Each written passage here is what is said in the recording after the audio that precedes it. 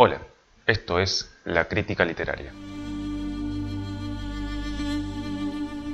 En la edición de hoy vamos a estar hablando sobre un gran clásico de la literatura universal que es justamente Crimen y Castigo, escrita por Dostoyevsky en el año 1866.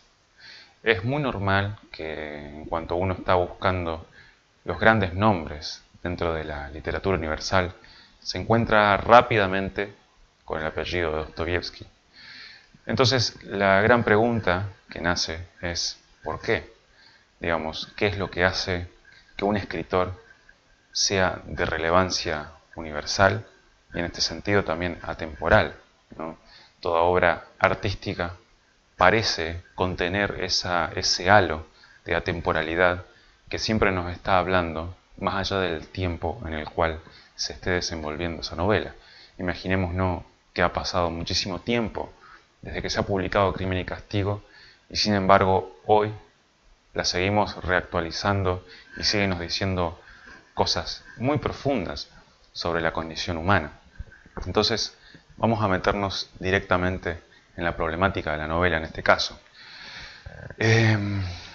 Algo que la ubica como la obra maestra de Dostoyevsky, ¿no? Considerada por la crítica como la exponencia más cabal de lo que era la literatura planteada por Fyodor, se ubica dentro de lo que increíblemente viene a ser esta exposición de la psicología humana de una forma literaria y narrativa que nos va como haciendo entrar en capas cada vez más profundas de cierto panorama o cierta forma de poder describir o configurar una descripción del humano de lo que va a ser mucho tiempo después el existencialismo.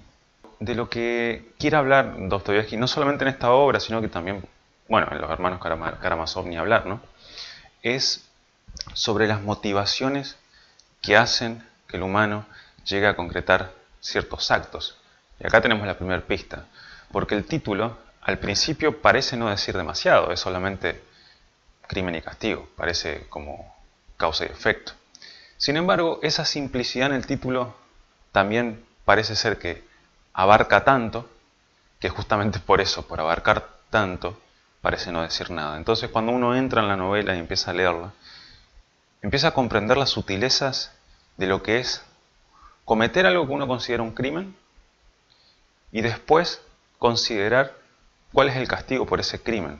Entonces, desde acá tenemos varios planos, que a mí me gustaría destacarlos, que es, primero, el camino que hace Raskolnikov, que es el personaje, el protagonista, que comete un crimen. O sea, desde acá en adelante del video ya vamos a hablar sobre el argumento, así que queda a discreción del espectador seguir viéndolo o no, porque vamos a desarrollar realmente la trama en este momento. Entonces, Raskolnikov, que es interesante la figura de Raskolnikov, es un estudiante que deja la universidad, estaba estudiando abogacía, y se vuelve un paria, un bohemio, un pobre, desgraciado. Entonces la pregunta es ¿por qué? ¿No? Todo empieza así. ¿Por qué este personaje tiene este perfil tan dejado de lado por sí mismo? Y luego sucede este gran evento, muy particular, en el cual él comete justamente un crimen contra una vieja con la que él, así se describe en la novela, ¿no? Una vieja de vez en cuando. Una vieja con la que él justamente a veces empeñaba objetos de valor en cambio de dinero. Bueno, Raskolnikov va, mata a esta señora, a esta anciana, y por una cuestión fortuita aparece la hermana, entonces mata también a la hermana. Roba el dinero y ahí se abre la puerta a la novela, porque ahí está la primera parte, ahí está el crimen, ahí está el suceso, ¿no? Que está excelentemente bien narrado. Entonces, Raskolnikov empieza a tener un conflicto interno, porque también se van mellando ciertos sucesos que tiene él, que son muy bondadosos o muy humanitarios, digamos. Es como que ayuda a Marmeladov, que es un borracho, de una forma desinteresada, y hay otros sucesos que se comentan en los cuales a él se lo tiene realmente una persona de un corazón muy grande, que a él no le interesa tampoco, digamos, hacerlo por otra cosa que no sea porque tiene una alta sensibilidad, ¿no? Entonces, mezclemos esas dos partes, mezclemos la parte sensible, ¿no? La parte empática de Raskolnikov, junto con una parte que lo lleva a cometer este asesinato. Entonces acá vamos a ingresar con un nuevo personaje. Hay muchos personajes en la novela. Vamos a intentar simplificarlo para tratar por lo menos el título de la novela, ¿no? Aparece el inspector de policía, ¿no? Que empieza a trabajar psicológicamente para que Raskolnikov confiese su crimen. Y el trabajo psicológico ahí, que ya es externo, es decir, se trabaja la psicología de Raskolnikov, pero al mismo tiempo se trabaja externamente la relación entre una tensión psicológica entre este inspector de policía que tiene que intentar que Raskolnikov confiese porque no tiene pruebas suficientes, y Raskolnikov que lucha y que no es ningún tonto, es realmente una persona muy inteligente.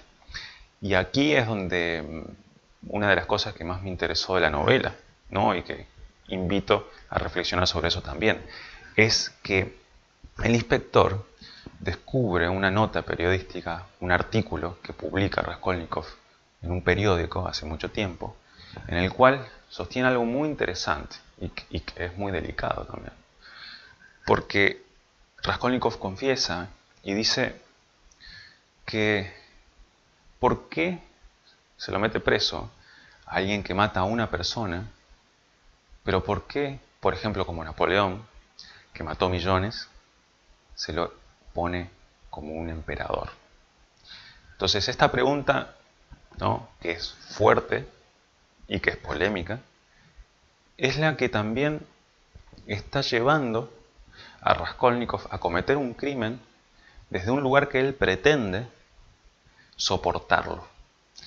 Varias veces en la novela, al final de la novela, él insiste en que tenía que soportarlo y que no lo logró.